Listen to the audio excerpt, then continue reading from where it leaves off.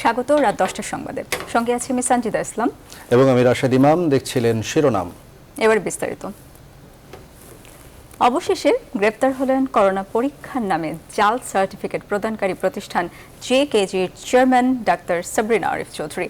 দুপুর 12টার দিকে তাকে তার কর্মস্থল থেকে আটক করে পুলিশ। তেজগাঁও জোনের উপ পুলিশ কমিশনার জানান, প্রাথমিক জিজ্ঞাসাবাদ শেষে জেকেজির চেয়ারম্যানের বিরুদ্ধে তার প্রতারণার মামলা দায়ের করা হয়েছে। আগামীকাল ডাক্তার সাবরিনাকে 4 দিনের রিমান্ড আবেদন চেয়ে আদালতে নেওয়া হবে। এদিকে জাতীয় হৃদরোগ ইনস্টিটিউটের রেজিস্টার্ড চিকিৎসকের পদ থেকে সাবরিনাকে বরখাস্ত করেছে স্বাস্থ্য মন্ত্রণালয়। বিস্তারিত জানাচ্ছেন হাবিবুল ইসলাম হাবিব। কোনো পরীক্ষা ছাড়াই করোনা রিপোর্ট দেওয়ার অভিযোগে গেল 23 জুন জেকেজি হেলথ কেয়ারের প্রধান নির্বাহী আরিফ চৌধুরীকে গ্রেপ্তার করে পুলিশ। এর প্রায় 20 দিন পর গ্রেফতার হলেন আরিফের সহযোগী ও তার স্ত্রী এবং জেকেজির চেয়ারম্যান সাবরিনা চৌধুরী। রোববার দুপুর 12টার দিকে তাকে কর্মস্থল থেকে আটক দেখিয়ে আনা হয় তেজগাঁও জোনের উপ পুলিশ কমিশনারের কার্যালয়ে। প্রায় ঘণ্টা তিনেক প্রাথমিক জিজ্ঞাসাবাদ শেষে তার বিরুদ্ধে প্রতারণার মামলা দায়ের করে তেজগাঁও থানায় নিয়ে যায় পুলিশ। পরে ব্রিফিংয়ে তেজগাঁও জোনের উপ পুলিশ কমিশনার জানান, ডক্টর সাবরিনা জেকেজির চেয়ারম্যান ছিলেন না বলে দাবি করায় তাকে 4 দিনের রিমান্ড আবেদন করে সোমবার আদালতে নেওয়া হবে। আগামীকাল রিমান্ড চাইব। রিমান্ডের প্রেক্ষিতে আমরা আরও কিছু তথ্যপত্র সংগ্রহ করে এর সাথে যদি আরও কেউ জড়িত থাকে তাদের বিরুদ্ধে আইনানুগ ব্যবস্থা নেওয়া হবে। এর আগে এ ঘটনায় জেকেজির যেসব সদস্য গ্রেপ্তার হন তারা সবাই সাবরিনাকে জেকেজির চেয়ারম্যান হিসেবে দাবি করেন। অভিযানের একদিন আগে তিনি নিজে প্রতিষ্ঠান থেকে সরে যান। সরকারি কর্মকর্তা হিসেবে তিনি কখনোই কোনো প্রতিষ্ঠানের চেয়ারম্যানের দায়িত্বে থাকতে পারবেন না বলে জানান তিনি। গ্রেপ্তারের খবরের পর তার কর্মস্থল জাতীয় হৃদরোগ ইনস্টিটিউটের রেজিস্টার্ড চিকিৎসকের পদ থেকে তাকে সাময়িক বরখাস্ত করা হয়েছে। জিজ্ঞাসাবাদ ওনাকে জিজ্ঞাসা করা হলো যে আপনি কি চেয়ারম্যান কিনা, উনি বললেন যে না, আমি কখনই চেয়ারম্যান না। তারপর ওনাকে আরো বিভিন্ন কোয়েশ্চেন করা হলো, উনি কোনো সদুত্তর দিতে পারে নাই। স্বাস্থ্য অধিদপ্তরের পক্ষ থেকে বিনামূল্যে নমুনা সংগ্রহ করার চুক্তি করেছিল জেকেজি হেলথ কেয়ার। এই সবুজবাগে 2টি পৃথক বুথ ওপেন করেছি, যার মাধ্যমে তারা তাদের আইডি দেখালেই এখানে তাদের নমুনাটি দিতে পারবেন। বাসায় গিয়ে 5 থেকে 8,600 টাকার বিনিময়ে তারা নমুনা সংগ্রহ করছিল এবং ভুয়া প্রতিবেদন দিয়ে আসছিল। জালিয়াতির খবর প্রচার হওয়ার পর থেকে সাবরিনা এ প্রতিষ্ঠানের সঙ্গে কোনো সম্পর্ক নেই বলে দাবি করলেও বিভিন্ন সময়ে বক্তব্যে তিনি চেয়ারম্যান হিসেবে পরিচয় দিয়েছেন। আমাদের অত্র এলাকার এমপি সাবির হোসেন। হাবিবুল ইসলাম হাবিব, নিউজ 24, ঢাকা। জালিয়াতি, অনিয়ম, দুর্নীতি আর প্রতারণার বরপুত্র রিজেন্ট হাসপাতালের মালিক মোহাম্মদ শাহেদ। 1 সপ্তাহ ধরে আইন শৃঙ্খলা বাহিনী বিভিন্ন অভিযান চালালেও হদিস মিলছে না তার। রোববার স্বরাষ্ট্রমন্ত্রী আসাদুজ্জামান খান কামাল বললেন, শাহেদকে দ্রুত গ্রেপ্তারের চেষ্টা চলছে। বাকিটা দেখুন ফখরুল ইসলামের রিপোর্টে। দুর্নীতি, অনিয়ম ও প্রতারণার গডফাদার মোহাম্মদ শাহেদ। শুরুটা মাল্টি লেভেল মার্কেটিং, MLM ব্যবসায় গ্রাহকের শত শত কোটি টাকা হাতিয়ে নিম্ন মধ্যবিত্ত থেকে এক লাফে তথাকথিত রাঘব বোয়াল। এরপর শুধুই প্রতারণার ভেলকিবাজি। সরকারি বড় বড় প্রকল্পে সাপ্লায়ারের ঠিকাদারি, হাসপাতাল ব্যবসার নামে রোগীদের সঙ্গে প্রতারণা আর টেলিভিশন টকশোবাজিতে তথাকথিত রাজনৈতিক বিশ্লেষণ।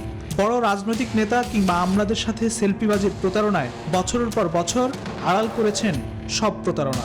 দুর্নীতি করে কামিয়েছেন কোটি কোটি টাকা। নামে মাত্র 32টি মামলা মাথায় নিয়ে জেলও খেটেছেন এই শাহেদ। প্রতারণায় PhD ডিগ্রিধারী শাহেদের মুখোশের পর্দা নামে 6 জুলাই র্যাবের অভিযানে করোনা টেস্টের রেজাল্ট জালিয়াতি ধরা পড়লে এরপর থেকেই গা ঢাকা দেন প্রতারণার কথিত এই গডফাদার। এখন পর্যন্ত শাহেদকে গ্রেপ্তারের চেষ্টা চালিয়ে যাচ্ছে আইন শৃঙ্খলা বাহিনী।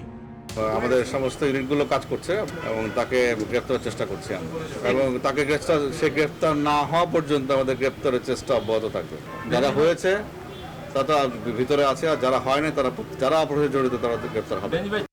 সচিবালয় স্বরাষ্ট্রমন্ত্রী জানালেন, শাহেদ আত্মসমর্পণ না করলে দ্রুতই গ্রেপ্তার করা হবে। সে যে অন্যায় করেছে সেই জন্য অলরেডি র্যাব ব্যবস্থা নিয়েছেন এবং আমরা মনে করি আপনারা যেই কথাটা বললেন তাকে খোঁজা হচ্ছে।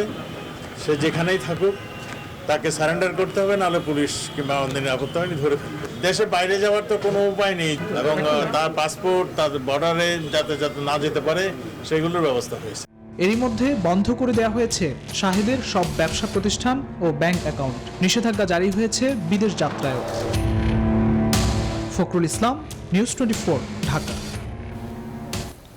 তথ্য প্রমাণ বলছে রিজেন্ট হাসপাতালকে স্বাস্থ্য অধিদপ্তর করোনা টেস্ট করার অনুমতি দিয়েছিল নিজেদের আগ্রহে, কিন্তু শাহেদ কাণ্ডের পর অধিদপ্তরের দাবি এর দায় তাদের নয়, খোদ মন্ত্রণালয়ের।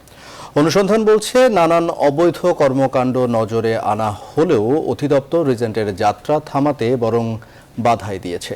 অবশ্য শেষ পর্যন্ত শোকজ করা হয়েছে অধিদপ্তরের ডিজি আবুল কালাম আজাদকে, জানাচ্ছেন মৌ খন্দকার।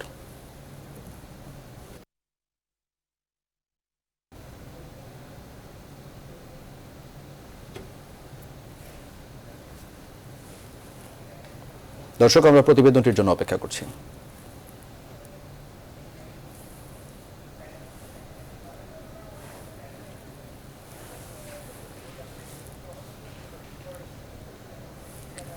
দর্শক, প্রতিবেদনটি আমরা পরে দেখে নিব। চলে যাচ্ছি পরের প্রসঙ্গে।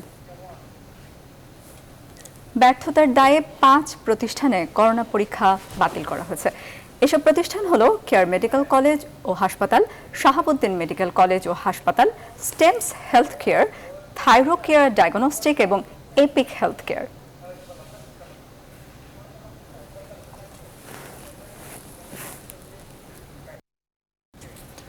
সামাজিক যোগাযোগ মাধ্যমের প্রচারণা আর অর্থের জোরেই ক্ষমতার কাছাকাছি পৌঁছায় শাহেদ, পাপুল কিংবা আরিফ সাবরিনা গং।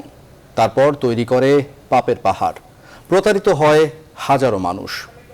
বিশিষ্টজন এবং বিশ্লেষকরা বলছেন, যারা শাহেদ, পাপুল, পাপিয়াদের তৈরি করে সেসব আড়ালের মাস্টার মাইন্ডদের ধরতে হবে। তা না হলে আবারও নতুন করে নতুন চেহারায় তারা ফিরে আসবে। বিস্তারিত আশিকুর রহমান শ্রাবণের প্রতিবেদনে। রিজেন্টের মোহাম্মদ শাহেদের টেস্ট জালিয়াতি আর প্রতারণার গল্প মানুষের মুখে মুখে। জেকেজির আরিফ এবং তার স্ত্রী ডাক্তার সাবরিনাকে নিয়েও সরব মানুষ। কদিন আগে এমপি পাপুলের মানব পাচারের কাহিনী বিশ্বে বাংলাদেশের ভাবমূর্তি ক্ষুণ্ণ করেছে। সবারই প্রশ্ন, এসব প্রতারকরা কিভাবে দল কিংবা মন্ত্রণালয়, অধিদপ্তরের মূল স্রোতে ঢোকে। বিশ্লেষকরা বলছেন, প্রতারকরা সামাজিক যোগাযোগ মাধ্যম ব্যবহার করে ইমেজ তৈরি করে, তারপর অনুপ্রবেশ করে ক্ষমতাসীন দলে, শেষ ধাপে প্রভাব খাটিয়ে বিভিন্ন মন্ত্রণালয়ের কাজ হাতিয়ে নেয়। এই আনহোলি অ্যালায়েন্স তৈরি হয় টাকার বিনিময়ে, সোজা কথা, এটা আর কিছু না, এখানে টাকার ব্যবসা। আমরা রাষ্ট্রীয় কর্মকর্তা বলি, তাদের সাথে একটা সদ্ভাব বা একটা আনহোলি অ্যালায়েন্স, অশুভ আতাতের মধ্য দিয়ে আমরা এ ধরনের অ্যাক্টিভিটিস করতে দেখেছি। সাধারণ মানুষের অভিযোগ, শাহেদ, পাপুল কিংবা পাপিয়াদের যারা তৈরি করে তারা সবসময় আড়ালে থেকে যায়। মানুষ ও দেশের ভাবমূর্তি বাঁচাতে পেছনের মাস্টার মাইন্ডদের ধরার দাবি বিশ্লেষকদের। প্রাতিষ্ঠানিক ডেভেলপমেন্ট যদি আমরা করতে চাই এবং সাধারণ মানুষের যে অধিকার তার সেটা যদি ফিরে দিতে চাই, তাহলে পরে অবশ্যই আমি মনে করি এর পেছনে যে বৃহৎ শক্তি আছে তাদেরকেও ধরতে হবে। এবং এটা হয়তো শুরু হয়নি, কিন্তু সে যত বড় শক্তি হোক, আমার ধারণা যে বর্তমান মাননীয় প্রধানমন্ত্রী যে দৃঢ়তার সাথে তিনি কাজটি করছেন, তার পক্ষে এটি সম্ভব। কিন্তু প্রধানমন্ত্রীর নিচের লেভেলে যারা নেতৃত্বে আছেন তাদের অসহযোগিতা এবং তাদের অসচেতনতার কারণে এই সকল আজে বাজে লোক অনুপ্রবেশ করতে পেরেছিল। প্রবেশের ক্ষেত্রে যাদের দায় দায়িত্ব আছে, যারা জড়িত, তাদেরকে দলে আশ্রয় প্রশ্রয় দেওয়ার ক্ষেত্রে তাদেরকেও বিচারের আওতায় আনতে হবে। দেশের ভাবমূর্তিকে কিন্তু মারাত্মকভাবে ভুলুণ্ঠিত করেছে, এ ব্যাপারে কোনো সন্দেহ নেই। যে এখানে শুধু সাহেবকে ধরলে তো হবে না, সাবরিনাকে ধরলে হবে না, এখানে ধরতে হবে যারা নাকি সাবরিনা সাহেবকে মদত দিচ্ছে তাদের, অর্থাৎ উপরওয়ালাদের। যদি মন্ত্রী ইনভলভ থাকে মন্ত্রী থেকে, সচিব ইনভলভ থাকে সচিব থেকে, সবাইকে আইনের আওতায়, তদন্তের আওতায় আনতে হবে। মূলত স্বাস্থ্য খাতের দুর্বল নেতৃত্বের সুযোগে সবল লবিংবাজরা দুর্নীতি ও অনিয়মের সুযোগ নিচ্ছে, তৈরি হচ্ছে সিন্ডিকেট। বিশ্লেষকরা বলছেন, মুক্তির একমাত্র পথ স্বাস্থ্য খাতে রাজনৈতিক ও প্রশাসনিক শুদ্ধি অভিযান। আশিকুর রহমান শ্রাবণ, নিউজ 24, ঢাকা। করোনার নমুনা পরীক্ষায় 2 প্রতিষ্ঠানের প্রতারণা মানুষকে বিস্মিত করেছে বলে মন্তব্য করেছেন আওয়ামী লীগের সাধারণ সম্পাদক এবং সড়ক পরিবহন ও সেতু মন্ত্রী ওবায়দুল কাদের। আর বিএনপি মহাসচিব মির্জা ফখরুল ইসলাম আলমগীর বলেছেন, স্বাস্থ্য খাতের দুর্নীতি, প্রতারণার দায়ে সরকার এড়াতে পারে না। ব্যর্থতার দায়ে স্বাস্থ্যমন্ত্রীর পদত্যাগও দাবি করেছেন তিনি। বিস্তারিত জানাচ্ছেন আফরিন আনোয়ার। করোনাকালে ব্যাপক আলোচনা সমালোচনা স্বাস্থ্য খাত নিয়ে, বিশেষ করে করোনার নমুনা পরীক্ষা নিয়ে বেসরকারি প্রতিষ্ঠান রিজেন্ট হাসপাতাল ও জিকেজি গ্রুপের অনিয়ম দুর্নীতি সব ছাপিয়ে গেছে। রোববার দুপুরে এক ভার্চুয়াল আলোচনায় বিএনপি মহাসচিব অভিযোগ করেন, ভুয়া টেস্ট এবং সব রকমের অনিয়ম দুর্নীতির সঙ্গে আওয়ামী লীগের লোকেরাই জড়িত। একই সাথে স্বাস্থ্যমন্ত্রীর পদত্যাগ দাবি করেন তিনি। প্রথম থেকেই তারা একেবারেই উদাসীন বলবো না, বলা যেতে পারে অজ্ঞতা, পরবর্তীকালে উদাসীনতা। সবচেয়ে বড় যে বিষয়টা ছিল যে যেহেতু চুরি তাদের এখন মজ্জাগত হয়ে গেছে, সেই কারণে তারা প্রতিটি ক্ষেত্রেই কোথায় চুরি করা যাবে, কিভাবে চুরি করা যাবে সেই বিষয়গুলো তারা লক্ষ্য করে। ফলে মানুষের যে সেবা, জনগণের জীবন বাঁচানোর যে কাজ, জনগণের জীবিকা রক্ষা করবার যে কাজ, সেই কাজগুলোতে তারা একেবারেই আগ্রহান্বিত। একই দিন নিজ বাসভবনে অনলাইন ব্রিফিংয়ে আসেন আওয়ামী লীগ সাধারণ সম্পাদক, সড়ক পরিবহন ও সেতুমন্ত্রী ওবায়দুল কাদের। তিনি মন্তব্য করেন, সম্প্রতি করোনা পরীক্ষা নিয়ে দু প্রতিষ্ঠানের প্রতারণা মানুষকে বিস্মিত করেছে। দ্রুততার সাথে তদন্তপূর্বক অভিযুক্তদের আইনের আওতায় আনার জন্য আমি আইন প্রয়োগকারী সংস্থাসমূহের প্রতি আহ্বান জানাচ্ছি। আমি প্রশ্ন রাখতে চাই, জীবন ও জীবিকার চাকা সচল রাখতে শেখ হাসিনা সরকার যখন নানামুখী সিদ্ধান্ত নিয়েছিল, তখন আপনারা সমালোচনা করেছিলেন কেন? আর বিএনপি মহাসচিবের বক্তব্যের জবাবে ওবায়দুল কাদের বলেন, বিএনপির সুবিধাবাদী রাজনৈতিক চরিত্রের সঙ্গে জনগণ ভালোভাবে পরিচিত। দেশের বাস্তবতা ভিন্ন। আফরিন আনোয়ার, নিউজ 24, ঢাকা। দর্শক, যেমনটি বলছিলাম, তথ্য প্রমাণ বলছে রিজেন্ট হাসপাতালকে স্বাস্থ্য অধিদপ্তর করোনা টেস্ট করার অনুমতি দিয়েছিল নিজেদের আগ্রহে। কিন্তু শাহেদ কাণ্ডের পর অধিদপ্তরের দাবি, এর দায় তাদের নয়, খোদ মন্ত্রণালয়ের। অনুসন্ধান বলছে, নানান অবৈধ কর্মকাণ্ড নজরে আনা হলেও অধিদপ্তর রিজেন্টের যাত্রা থামাতে বরং বাধাই দিয়েছে। অবশ্য শেষ পর্যন্ত শোকজ করা হয়েছে অধিদপ্তরের ডিজি আবুল কালাম আজাদকে। জানাচ্ছেন মৌ খন্দকার। গেল 6 জুলাই রিজেন্ট হাসপাতালে র্যাবের অভিযানের পর শুধু 6000 ভুয়া টেস্টের খবরই বের হয়ে আসেনি। এরপর একে একে বের হতে থাকে অনেক অজানা অধ্যায়। সেই অধ্যায়ে সবশেষ যোগ দেয় স্বাস্থ্য অধিদপ্তর নাকি স্বাস্থ্য মন্ত্রণালয় সরাসরি কার আগ্রহে শাহেদ চুক্তি ভঙ্গ করে রোগীর কাছ থেকে টাকা নিয়ে উত্তরা ও মিরপুরের 2টি হাসপাতাল পরিচালিত করছিল। অনুসন্ধান বলছে, অধিদপ্তরের কাছ থেকে করোনা টেস্ট বা রোগী দেখার কাজ বাগিয়ে নিলেও চুক্তি অনুযায়ী অনেক কিছুই করছিল না শাহেদের রিজেন্ট হাসপাতাল। এর ফলে গত 7 জুন জাতীয় প্রতিষেধক ও সামাজিক চিকিৎসা প্রতিষ্ঠান নিপসম থেকে স্বাস্থ্য অধিদপ্তরের দেয়া চিঠিতে বলা হয়, রিজেন্ট হাসপাতাল থেকে আগত নমুনা গ্রহণ যেন বন্ধ করা হয়, কারণ অবৈধভাবে তারা নমুনা প্রদানকারীর কাছ থেকে 3500 টাকা চার্জ আদায় করছে, যেখানে তা বিনামূল্যে দেওয়ার কথা ছিল। তবে 9 জুন স্বাস্থ্য অধিদপ্তর নিপসমকে উল্টো চিঠি দেয়, যেখানে বলা হয় রিজেন্ট উত্তরা ও মিরপুর হাসপাতালে 50টি নমুনা প্রতিদিন পরীক্ষা করতে পারবে। কিন্তু শাহেদের অবৈধ ব্যবসার গোমর ফাঁস হওয়ার পর গতকাল স্বাস্থ্য অধিদপ্তর তাদের বিজ্ঞপ্তিতে পুরো ইউটার্ন করে। তারা জানায়, অধিদপ্তরের আগ্রহে নয়, বরং মন্ত্রণালয়ের ঊর্ধ্বতন কর্তৃপক্ষের নির্দেশেই শাহেদকে কাজ দেয়া হয়। এর আগে মে মাসের 23 তারিখে এই রিজেন্ট হাসপাতালের বিরুদ্ধে স্বাস্থ্য মন্ত্রণালয়ে ডাক্তার আশরাফুল আলম অভিযোগপত্র দেন। কিন্তু সবকিছু জেনেও শাহেদের বিরুদ্ধে যে কোনো ব্যবস্থা নিতেই মন্ত্রণালয়ও ছিল রহস্যজনকভাবে নির্লিপ্ত। অবশ্য ফেঁসেছেন অধিদপ্তর প্রধান। এমন প্রেস বিজ্ঞপ্তি দেওয়ার পর তাকে শোকজ করে স্বাস্থ্য মন্ত্রণালয়। তবে অভিযানের 6 দিন অতিবাহিত হয়ে গেলেও শাহেদকে গ্রেফতার করতে পারেনি আইন শৃঙ্খলা বাহিনী। আমরা আমাদের গোয়েন্দা কার্যক্রম অব্যাহত রেখেছি। আশা করছি ইনশাআল্লাহ যে কোনো সময় তাকে আমরা গ্রেফতার করতে সক্ষম হব। মৌ খন্দকার, নিউজ 24, ঢাকা। বাংলাদেশের রাজনীতিতে ব্যবসায়ীদের প্রতাপ দিন দিন বাড়ছেই, আর কমছে রাজনীতিবিদদের। এর সাথে বিচার না হওয়ার সংস্কৃতি দুর্নীতি প্রতিরোধের প্রধান বাধা বলে মনে করেন টিআইবি নির্বাহী পরিচালক ডক্টর ইফতেখারুজ্জামান।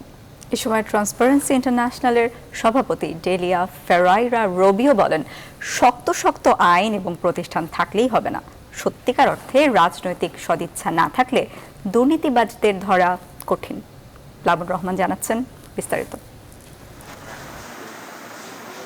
কুয়েত প্রবাসী বাংলাদেশি এমপি পাপুল কাণ্ডে হতবাক স্বয়ং রাজনীতিবিদরাই। মানব পাচার সহ বেরিয়ে এসেছে দুর্নীতির নয়া সব পথ। এছাড়া ক্যাসিনো কাণ্ডে রাজনীতিবিদদের টাকার পাহাড়, দুর্নীতির পাশাপাশি পাপিয়া কাণ্ডেও সমালোচনায় বাংলাদেশ। এমন বাস্তবতায় টিআইবি ও কুয়েত ট্রান্সপারেন্সি সোসাইটির যৌথ উদ্যোগে মানব পাচার ও অর্থ পাচারের মতো অপরাধে জনপ্রতিনিধিদের জড়িত থাকার অভিযোগে এই ভার্চুয়াল সংবাদ সম্মেলন। এ সময় টিআইবির নির্বাহী পরিচালক বলেন, বাংলাদেশে বিনিয়োগের অন্যতম সফল জায়গা হয়ে উঠেছে রাজনীতি, যার প্রমাণ 1971 সালের পর দেশের প্রথম সংসদে ব্যবসায়ী ছিল মাত্র 17 ভাগ। পরবর্তীতে যা বাড়তে বাড়তে বর্তমান সংসদে 61 ভাগেরও বেশি এমপি ব্যবসায়ী। Politics is considered to be an investment, and also the political position are viewed as a license for making profit. পরে আলোচনায় অংশ নেন ইন্টার পার্লামেন্টারি ইউনিয়ন সভাপতি সাবের হোসেন চৌধুরী। দুর্নীতিকে ভাইরাসের সঙ্গে তুলনা করে তা প্রতিরোধে ঐক্যবদ্ধভাবে কৌশল ঠিক করার উপর জোর দেন তিনি। So the disease is corruption. As long as you have corruption in society, in our national politics, in the world, people will get infected by it. এই সংবাদ সম্মেলনে অংশ নেওয়া ট্রান্সপারেন্সি ইন্টারন্যাশনাল টিআই এর সভাপতি ডেলিয়া ফেরায়েরা রুবিও বলেন, সরকারের সদিচ্ছা না থাকলে দুর্নীতিবাজদের বিচারের আওতায় আনা কঠিন। Let's say we are hoping for a world without corruption. বক্তারা 21শ শতাব্দীতে দুর্নীতি প্রতিরোধে তথ্য প্রযুক্তির যথাযথ প্রয়োগের উপরও আলোচনায় গুরুত্ব দেন। প্লাবন রহমান, নিউজ 24, ঢাকা। করোনায় দেশে আরও 47 জনের মৃত্যু হয়েছে। এ পর্যন্ত মোট প্রাণহানি হয়েছে 2352 জনের। নতুন 11,059টি নমুনা পরীক্ষায় করোনা শনাক্ত হয়েছে 2666 জনের। মোট আক্রান্তের সংখ্যা 1,83,795 জন। আর নতুন 5,580 জন সহ মোট সুস্থ হয়েছেন 93,614 জন। দুপুরে নিয়মিত ব্রিফিংয়ে স্বাস্থ্য অধিদপ্তর এই তথ্য জানায়। নগরীতে যেসব কোভিড ডেডিকেটেড হাসপাতাল আছে সেখানে ভর্তিকৃত রোগীর সংখ্যা 2,103 জন। সাধারণ শয্যা খালি আছে 4,202টি। সারা দেশে ডেডিকেটেড হাসপাতালের সাধারণ শয্যা সংখ্যা 14,664টি। রোগী ভর্তি আছে সারা দেশে 4,254 জন এবং খালি আছে 10,410টি শয্যা। থামছে না করোনা সংক্রমণের ঊর্ধ্বগতি। বিশ্বজুড়ে আবারও 2 লাখের বেশি করোনা রোগী শনাক্ত হয়েছে। একদিনে ঝরে গেল আরও প্রায় 5,000 প্রাণ। আক্রান্ত ছাড়িয়েছে 1,28 লাখ। আর সব রেকর্ডকে ছাড়িয়ে ভারত দেখল সর্বোচ্চ সংক্রমণ। চীনা ভ্যাকসিন কোম্পানি জানিয়েছে তাদের তৈরি করোনা ভাইরাসের সম্ভাব্য ভ্যাকসিনটির চূড়ান্ত পর্যায়ের পরীক্ষা চালানোর জন্য 4 দেশের সঙ্গে আলোচনা চলছে। তবে করোনার টিকা কিংবা ঔষধ নিয়ে বাণিজ্য না করাতে বিশ্ব নেতাদের প্রতি অনুরোধ জানিয়েছেন মাইক্রোসফট প্রতিষ্ঠাতা বিল গেটস। এদিকে প্রথমবারের মতো জনসম্মুখে মুখে মাস্ক পরতে দেখা গেছে মার্কিন প্রেসিডেন্ট ডোনাল্ড ট্রাম্পকে।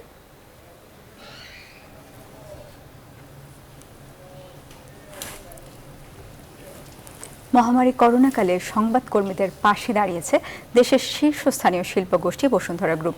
দেশ ও মানুষের কল্যাণে কাজ করে যাওয়া প্রতিষ্ঠানটি এবার আর্থিক সহায়তা দিয়েছে করোনা ভাইরাসে আক্রান্ত হয়ে মারা যাওয়া সংবাদকর্মীদের পরিবারকে। রোববার দুপুরে বসুন্ধরা গ্রুপের প্রধান কার্যালয়ে করোনা ভাইরাসে আক্রান্ত হয়ে মারা যাওয়া 3 সাংবাদিকের পরিবারের কাছে 5 লাখ করে মোট 15 লাখ টাকার অনুদান দেওয়া হয়। বসুন্ধরা গ্রুপের ব্যবস্থাপনা পরিচালক সায়েম সোভান আনভীর মৃত সাংবাদিকদের পরিবারের সদস্যদের কাছে এই চেক হস্তান্তর করেন।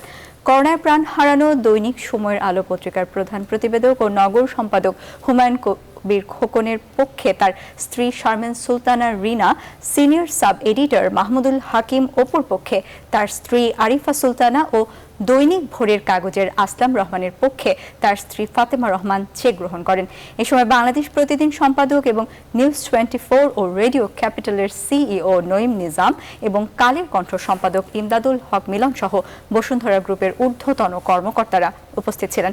পরে নিউজ 24 এর সিইও এবং বাংলাদেশ প্রতিদিনের সম্পাদক নঈম নিজাম জানান, সবসময় মানবতার কল্যাণে কাজ করে যাচ্ছে বসুন্ধরা গ্রুপ, যার ধারাবাহিকতায় সংবাদকর্মীদের পাশে সবসময় থাকবে বসুন্ধরা গ্রুপ। এই অনুদান দেওয়ার মধ্যে থেকে আমরা অতীতেও বিভিন্ন সংবাদকর্মীরা সাংবাদিকরা যখন সংকটে পড়তো, সমস্যা পোহাতো, তখন আমরা বসুন্ধরা গ্রুপ সবার পাশে দাঁড়ানোর চেষ্টা করেছি। তারই ধারাবাহিকতা এবারও আমরা চেষ্টা করেছি যে এই করোনাকালে জীবন দেওয়া 3 জন সাংবাদিকের পরিবারের পাশে দাঁড়ানোর জন্য আমরা সেটাই করেছি। আমরা স্ট্রেস মিডিয়া গ্রুপের পক্ষ থেকে, বসুন্ধরা গ্রুপের পক্ষ থেকে আমরা সবসময় এই জনকল্যাণ কাজগুলো করে যেতে চাই। করোনাকালে নারী ও শিশু নির্যাতনের হার 30% বেড়েছে। বিশেষ করে আশঙ্কাজনক হারে বৃদ্ধি পেয়েছে বাল্য বিয়ের সংখ্যা। রোববার এক অনলাইন সংবাদ সম্মেলনে এমন তথ্য দিয়েছে সামাজিক সংগঠন মানুষের জন্য ফাউন্ডেশন। সমাজবিজ্ঞানী ও গবেষকরা বলছেন, করোনা প্রেক্ষাপট মানুষের হতাশা বাড়িয়েছে, যে কারণে বাড়ছে সামাজিক অপরাধ।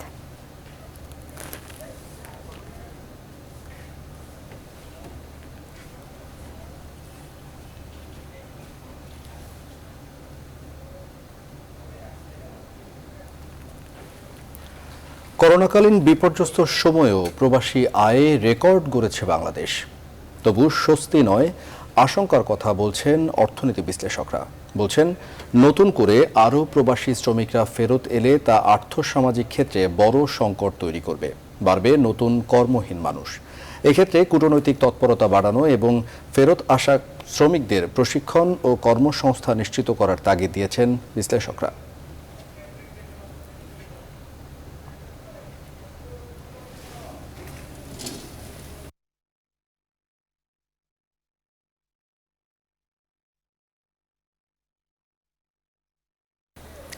উজান থেকে নেমে আসা পাহাড়ি ঢল আর ভারী বর্ষণে পূর্বাঞ্চল উত্তরাঞ্চলের বন্যা পরিস্থিতির অবনতি হয়েছে। 3 দিনের বৃষ্টিতে দেশের প্রধান নদ নদীর পানি বৃদ্ধি পেয়ে বিপদ সীমার ওপর দিয়ে প্রবাহিত হচ্ছে। নতুন করে প্লাবিত হয়েছে চরাঞ্চল ও নিম্নাঞ্চল। পানিবন্দী হয়ে পড়েছে লাখো মানুষ। 2 সপ্তাহের ব্যবধানে দ্বিতীয় দফায় বন্যায় খাদ্য ও বিশুদ্ধ পানি সংকটে দিশেহারা বানভাসীরা।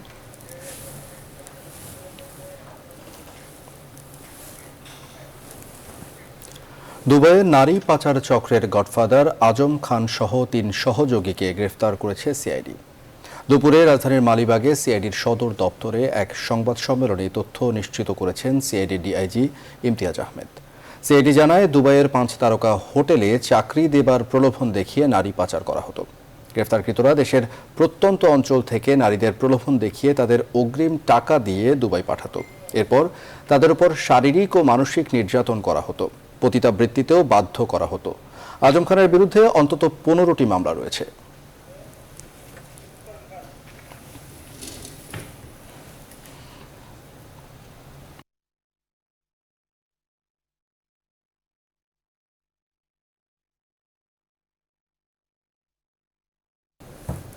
ভেজাল ও নকল শিশু খাদ্য উৎপাদন ও অস্বাস্থ্যকর মানহীন সেমাই তৈরির অপরাধে চট্টগ্রাম ও সিরাজগঞ্জে 2টি কারখানায় অভিযান চালিয়েছে জাতীয় নিরাপত্তা গোয়েন্দা সংস্থা এনএসআই। এ সময় প্রতিষ্ঠান দুটিকে মোট 4 লাখ টাকা জরিমানা করা হয়। রোববার সকালে চট্টগ্রামের পাহাড়তলীর সাগরিকা এলাকায় ভোক্তা অধিকার সংরক্ষণ অধিদপ্তর ও এনএসআইয়ের যৌথ অভিযান চলে নকল শিশু খাদ্য তৈরির কারখানা বিসমিল্লাহ ফুড প্রোডাক্টসে। এ সময় নকল ও মেয়াদোত্তীর্ণ চিপসের প্যাকেট, চিপস তৈরির কাঁচামাল ও অন্যান্য নকল শিশু খাদ্য জব্দ করা হলো। মালিক জয়নাল আবেদিন পালিয়ে যায়। পরে বিসমিল্লাহ ফুড প্রোডাক্টসকে 3 লাখ টাকা জরিমানা এবং কারখানা ও গুদাম সিলগালা করা হয়। এদিকে সিরাজগঞ্জের তেলকুপিতে বৈশাখী লাচ্চা সেমাই কারখানায় অস্বাস্থ্যকর পরিবেশে মানহীন সেমাই উৎপাদনের অভিযোগে অভিযান চালায় র‍্যাব 12। ভোক্তা অধিকার কারখানাটিকে 1 লাখ টাকা জরিমানাও করে।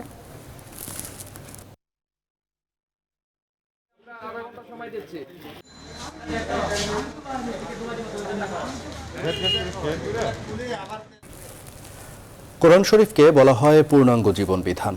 তাই তো 1300 বছরের বেশি সময় আগের হাতে লেখা ইসলাম ধর্মাবলম্বীদের পবিত্র গ্রন্থ কোরআন শরীফের কিছু অংশের খোঁজ পাওয়া নিয়ে খবরের গুরুত্ব কম নয়। ইংল্যান্ডের বার্মিংহাম বিশ্ববিদ্যালয়ে সংরক্ষিত 5 বছর আগে পাওয়া কোরআন শরীফের 2টি পাতাকেই কোরআনের প্রাচীনতম পাণ্ডুলিপি বলা হচ্ছে। মাসুদ রানার ডেস্ক রিপোর্ট।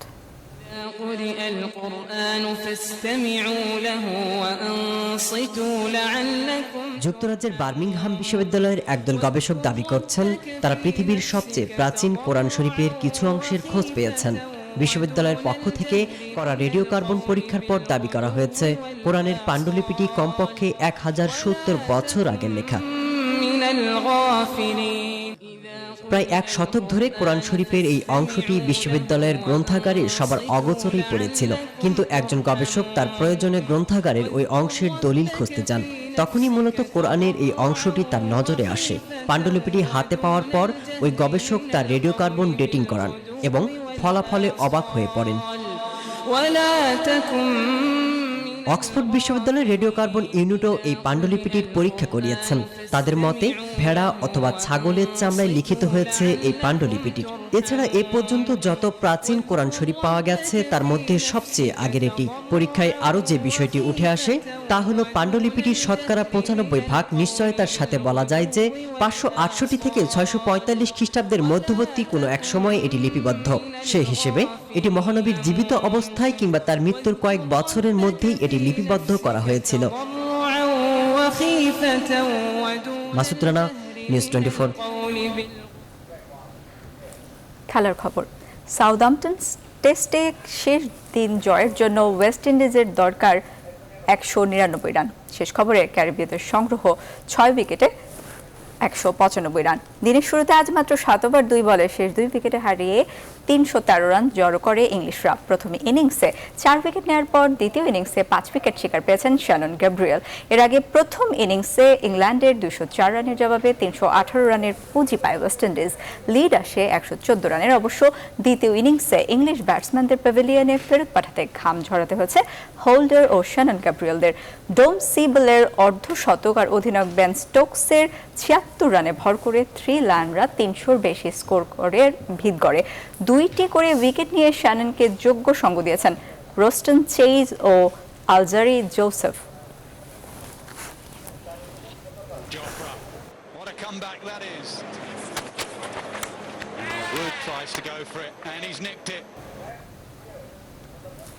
শেষ খবর পাওয়া পর্যন্ত ইংল্যান্ডকে 4 উইকেটে হারিয়েছে ওয়েস্ট ইন্ডিজ। সর্বশেষ